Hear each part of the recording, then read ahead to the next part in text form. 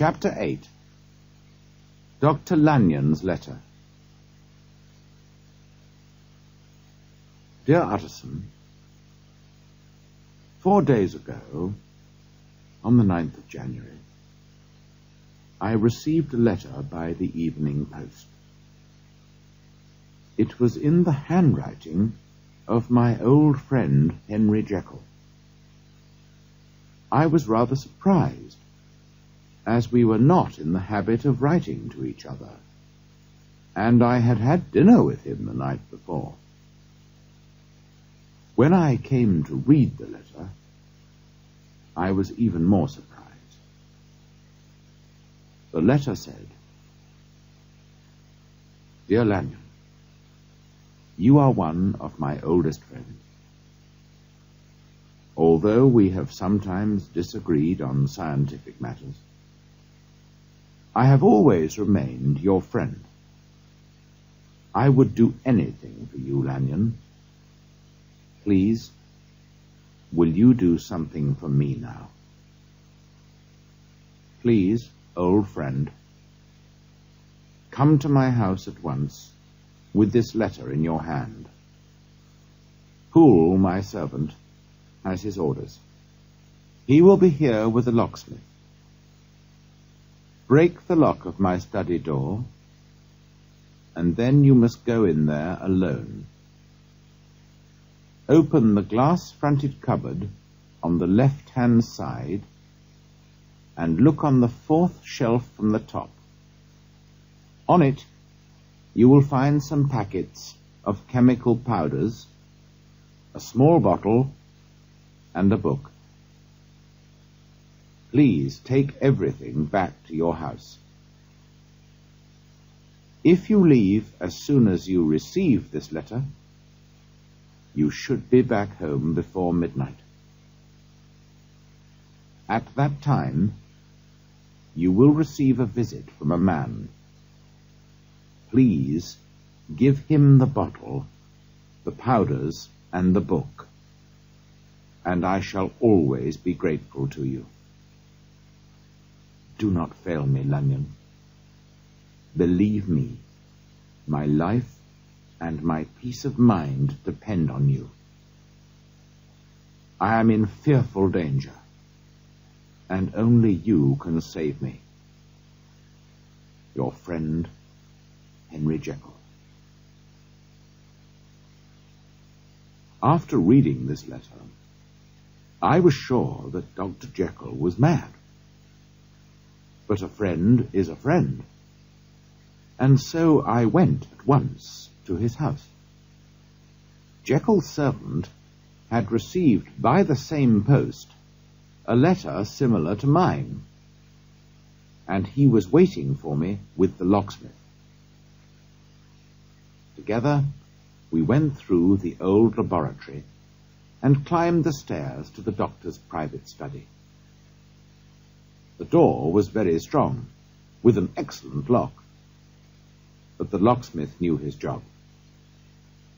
Soon the door stood open, and I entered the study. I opened the cupboard and found the shelf. Sure enough, the powders, the bottle, and the book were there, and I took them home with me. At home, I looked at everything more carefully. There were several packets of white powder and a bottle of red, strong-smelling liquid. The book contained nothing except a list of dates, going back several years. The last date was nearly a year ago. Here and there, the doctor had added a few words. The word double appeared very early in the list, followed by the word failed. Double appeared in the list several more times. What was Jekyll doing?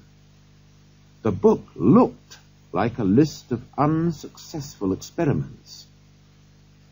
How could I, by taking these things to my house, save my friend's life and peace of mind.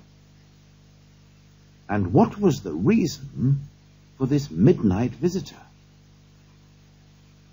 I put my old gun in my pocket. Then I put everything in a box for my midnight visitor to collect. At midnight exactly, there was a knock on my door. A short man was standing in the shadows. "Are you from Dr. Jekyll?" I asked. He bent his head. Although I could not see his face, there was something unpleasing about him, and I was glad I had a weapon. I invited him into the house, and there, in the bright light, I took a closer look at him. His appearance was extremely strange. His clothes were very well made and expensive, but they were far too large for him. He looked like a child wearing his father's clothes, but there was nothing childlike about this man.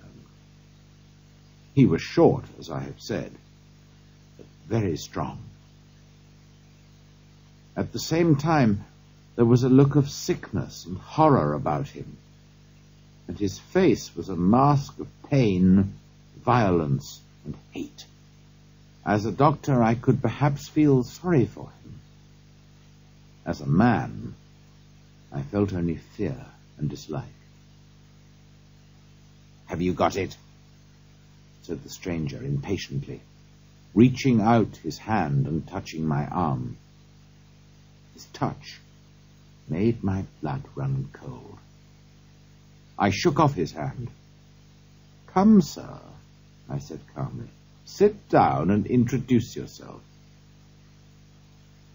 "I apologize, Dr. Lanyon," the stranger said more politely. "Dr. Henry Jekyll sent me here on an important matter. I have to collect something from you." I gave him the box. He took it with trembling hands. "At last!" he cried. He turned to me. His face was deathly pale. "Have you a medicine glass?" he asked. I gave it to him. He put a little of the red liquid in the glass and added a packet of powder. A small cloud of smoke rose from the glass, and the color of the liquid changed from red to purple, and from purple to a watery green. The stranger put the glass down on the table and looked sharply at me. "And now," he said, "choose carefully. You can leave the room now, or you can stay and experience something new, something unknown to science. You can be rich, famous, and successful, if only you will believe." "Sir," I said, trying to remain calm, "I don't understand what you're trying to say, and I think you are probably mad. But I will stay." "Very well," said the stranger. "Now remember your promise. You've been an unbeliever all your life. You laughed at Dr. Jekyll's ideas and called them unscientific rubbish. Now see for yourself." He put the glass to his lips and drank the liquid. His whole body shook and jumped, and he almost fell. He held on to the edge of the table, breathing fast through his open mouth. As I watched, his whole body seemed to change. He seemed to become taller, fatter. His face turned black, and its shape began to change. The next moment, I jumped back against the wall, trembling with fear and horror.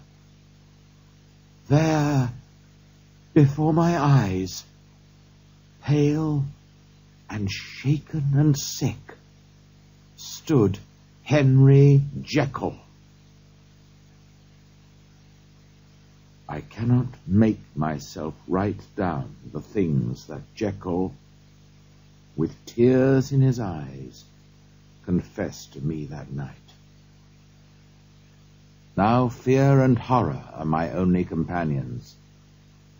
Sleep has left me, and I feel that I have not long to live. As I write, I wonder, did I imagine it all? As a scientist, I cannot believe it. But I saw it happen with my own eyes. I will say just one thing more, Utterson. The evil thing that came into my house that night, as Jekyll told me, was known by the name of Hyde, and was wanted by the police for the murder of Sir Danvers Carew. Hasty Lanyon. With fear in his heart, Mr. Utterson put away Dr. Lanyon's letter,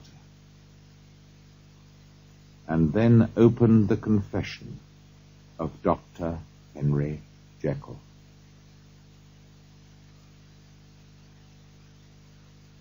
End of side 1.